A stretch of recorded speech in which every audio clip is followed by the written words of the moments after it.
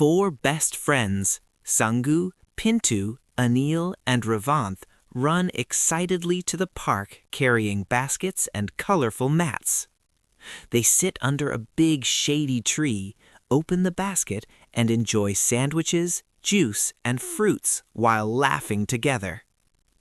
They play games, running, skipping, and throwing a frisbee, cheering for each other. Suddenly, a cute squirrel comes close and tries to steal a biscuit, making everyone burst into laughter.